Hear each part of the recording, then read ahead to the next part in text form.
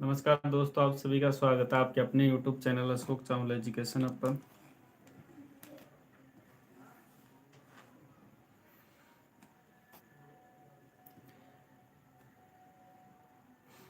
नमस्कार दोस्तों, आप सभी का स्वागत है आपके अपने YouTube channel Ashok Chawla education hub पर। दोस्तों, आज हम जिस पाठ्य योजना के साथ मिल रहे हैं वो है संस्कृत व्याकरण की पाठ्य योजना और जिसका प्रकरण यानी शीर्षक है व्यंजन संधि। तो दोस्तों, व्यंजन संधि पर जिस बच्चे की रिक्वेस्ट थी, ठीक है, उसकी रिक्वेस्ट शायद ये कल की या परसों की थी, लेकिन थोड़े समय अभाव के कारण थोड़ा टाइम लग गया। बाकी पाठ्य योजना अपलोड की जा रही है।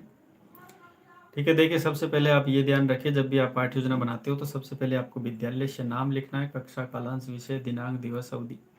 और व्याकरण की विशेष पाठ्य योजनाओं के अंतर्गत विशेष ध्यान रखिए, कक्षा के विषय में ज़्यादातर बच्चे जो सवाल होता है वो विशेष ध्यान रखिए कि आप व्याकरण की पाठ्य योजना में किसी भी कक्षा में बना सकते हो, कोई दिक्कत नहीं है ना, क्योंकि व्याकरण ऐसा पैटर्न है जो आपकी हर विषय के अंतर्गत कवर करता है।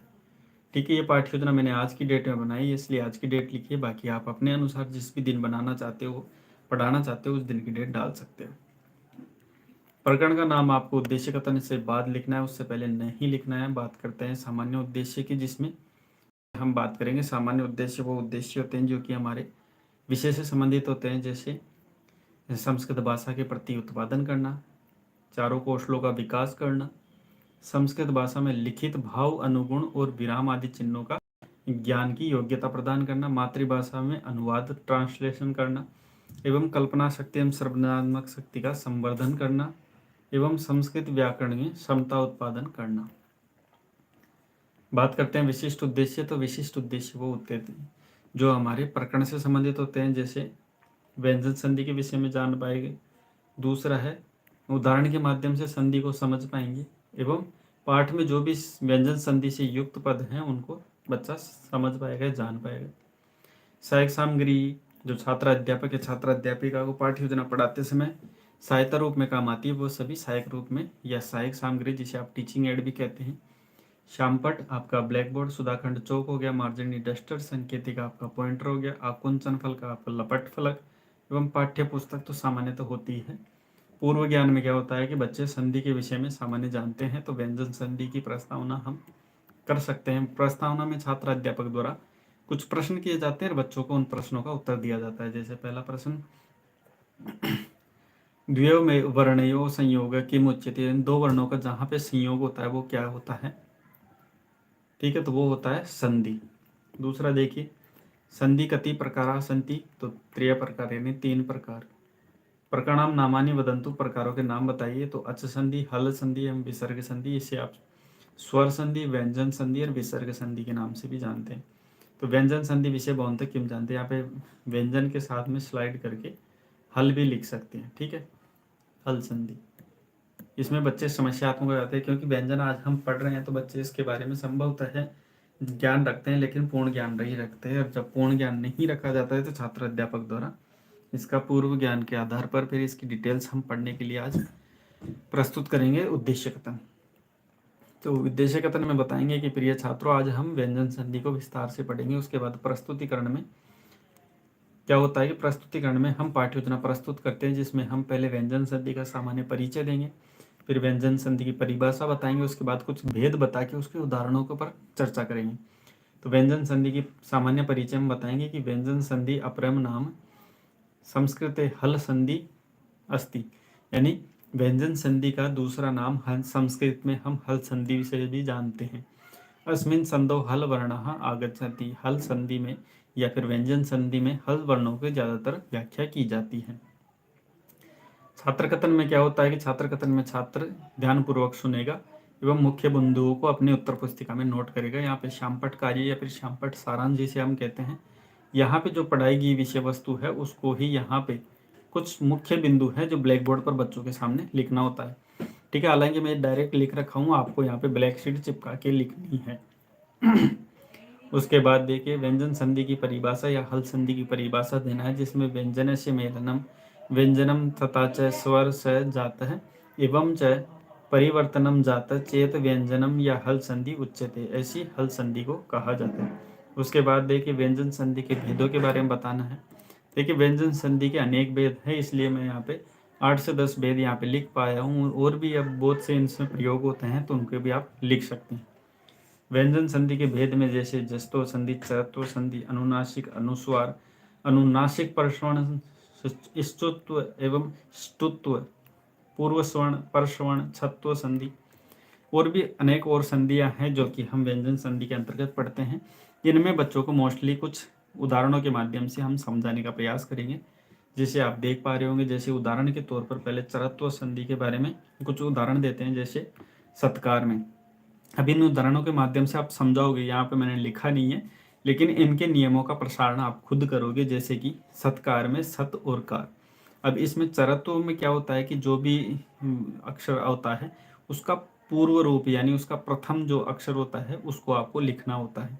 जैसे यहाँ पे पहले तो सत प्लस कार में यहाँ पे तय वर्ग है, जो कि वर्ग का पहला अक्षर है, तो ये तो सीधा ही जाएगा। लेकिन यहाँ पे देख पा रहे होंगे आप, ठीक है, उद और पन, यहाँ द है तो द का पूर्व यानी पहला जो वर्ग है, वर्ग का पहला क्या है, तकार है, यानी त है तो यहाँ पे त आ जाएगा, उत्पन्न। ठीक है, वही मैं कहना चाह रहा हूँ। यहाँ पे लब है तो लब में भ में क्या है, पहला अक्षर क्या है, प है, यानी पकार है।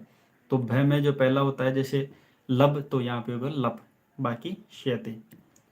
कहने का मतलब है नियम निर्धारण आप खुद करके बच्चों को बताओगे, क्योंकि ये उदाहरण आप समझा रहे हो तो आपको ये नियम पता है, तभी आप उदाहरण करवा रहे हो। मैं अगर यहाँ पे नियम वगैरह की व्याख्या करूंगा और उसके बाद उदाहरण समझाता हूँ तो फिर यहाँ पे इतनी विषय वस्तु हम नहीं लिख पाते, यानी एक कक्षा के अंतर्गत इतनी विषय वस्तु नहीं पढ़ा सकते, इसलिए कुछ बातें आपको स्वयं बतानी होती। जस्तो संधि, अब जस्तो संधि के भी यहाँ पे कुछ उदाहरण लिए गए हैं, बाकी इनको समझा के आपको खुद ही लिखना है। यानी जस्तो संधि का मतलब है आपको तीसरा अक्षर इसमें लिखना है, यानी तीसरा, जैसे वर्ग का तीसरा अक्षर यहाँ पे लिखना है। जैसे यहाँ पे द है जो कि चतुर्थ है, ठीक है, यहाँ पे आपको ग करना है। ठीक है, तो ये ध्यान रखना है, ये घड़े वाला ग है, ठीक है, यह है गमले वाला, या जब भी बोलते हैं वो समझ गए होंगे आप। जो तीसरा वर्ण का तीसरा अक्षर यहाँ पे लिखना है अपने वर्ग का। जैसे यहाँ पे द है, यहाँ पे द लिखना है, त है त का द लिखना है, यहाँ पे क है क का ग लिखना है, इत्यादि आप समझ गए होंगे। ठीक है, उसके बाद अनुनासिक संधि। अनुनासिक में ये देखिए नियम होता है कि यहाँ पे जो भी अक्षर आते हैं उसके बाद अगर प्लस के बाद या फिर धन के बाद अगर यहाँ पे पंचम वर्ण आता है तो यहाँ पे जो भी होता है उसका भी पंचम वर्ण कर दिया जाता है। जैसे वाक धन महिमा, तो क का जो अंतिम वर्ग होता है जिसे आप संस्कृत में अंग बोलते हैं, बाकी अणा अणा जो भी आप बोलते हो उसके अनुसार आप यहाँ पे पंचम वर्ण आपको करना होता है, इत्यादि ध्यान रखना है। उसके बाद स्तुत्व संधि। स्तुत्व संधि में क्या होता है, यहाँ पे जो भी आता है, जैसे यहाँ पे श है, यहाँ पे दंत सकार है, लेकिन स्तुत्व संधि में आपको क्या करना है, इसमें आपको तालव्य सकार करना है। ठीक है, उसके बाद स्तुत्व यानी चकार वर्ग यानी तकार वर्ग इत्यादि आते हैं, तो तकार वर्ग की जगह आपको चकार वर्ग यानी तय वर्ग की जगह चय वर्ग करना है। जैसे यहाँ पे आप देख पा रहे होंगे, तो यहाँ पे द है, ठीक है, अंतिम में सरद में द है जो कि तय वर्ग का अक्षर है, इसको आपको चय वर्ग का करना है। जैसे सरद यानी यहाँ पे आपको सरच करना है। उसके बाद देखिए स्तुत्व संधि। स्तुत्व में यानी मूर्धन्य सकार करना है आपको।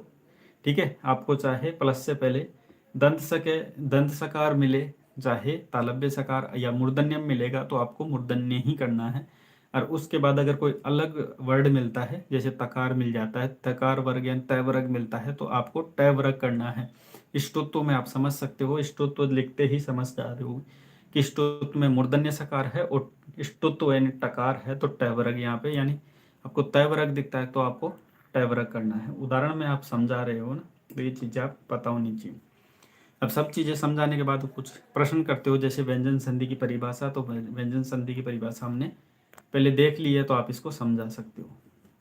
दूसरा है व्यंजन से अपरम नाम की भी, तो व्यंजन संधि का अपर नाम क्या है, तो हल संधि हमने अभी जाना है, तो बच्चे इजीली बता देंगे। उसके बाद देखें मूल्यांकन प्रश्न, इसमें बच्चों का मूल्यांकन किया जाता है, जिसमें पहला प्रश्न देखिए व्यंजन से द्विप्रकारा नामानि वदन्तु, यानी जो व्यंजन संधि है उसके दो प्रकारों के कम से कम नाम बताइए। जैसे यहाँ पे जस्तु एवं चरत्व, स्तुत्व इत्यादि, और भी संधि, अनुनासिक इत्यादि जो भी आप लिख सकते हो, बच्चे के माइंड में जो भी है वो लिख सकते हो। मैंने अपने एक प्रकार से बनाया है। सत्कार कश्च संधि प्रकार अस्ति, यानी सत्कार है वो कौन सी संधि का प्रकार है, तो हमें उदाहरण के तौर पर हमने पढ़ा था चरत्व संधि का प्रकार है, उदाहरण है।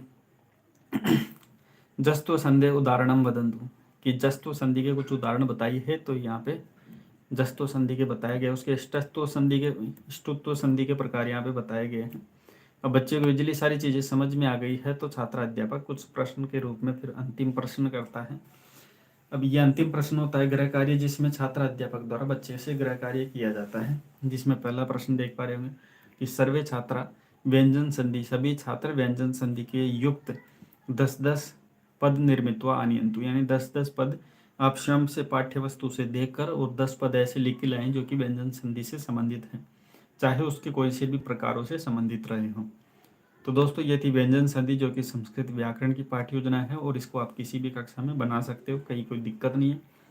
पीडीएफ की लिंक थोड़ी देर बाद आपको हमारे टेलीग्राम चैनल अशोक चावल एजुकेशन पर उपलब्ध हो जाएगी।